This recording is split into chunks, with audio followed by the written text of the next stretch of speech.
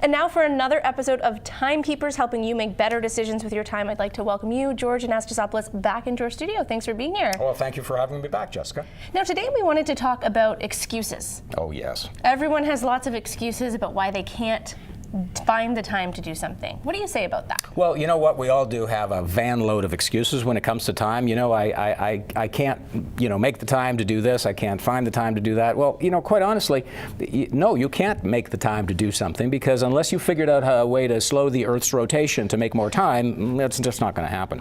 Or how about, I can't spend the time on these things? Well, we've spoken about spending before. And so if we spend time, it's a transaction. We're expecting something in return, and quite honestly, I hope you get a good deal. But how about finding the time? Oh, but wait, we may be onto something there. Okay, so you do think there's a way to find time. Go on. Okay, I do. And so here's the thinking process around that. So let's, as an example, use I want to lose 5 pounds. Where do I go looking to lose this 5 pounds? It's easy enough to just say I'm going to jump into a diet or perhaps, cut out carbohydrates from my eating habits. But the best way to start is to pay attention to and notice what I'm eating now, how much of it I'm eating, when I'm eating it. And as a consequence of that, I can make decisions around the best way to modify my eating habits so that in fact I can lose those 5 pounds. Right, okay. And then how will that help us with time? Great question. So there's 3 steps to figuring out how to move forward with this concept. The first one is to identify our priority categories. And most of us will have probably 3, and possibly a 4th priority category. What are they? Well, quite honestly, they're work, they're probably family, they're probably me, and then there might be another one such as, volunteer time or what I'm giving back to the community, United Way, things of that nature, my church. And so the first step is to identify those broad priority categories.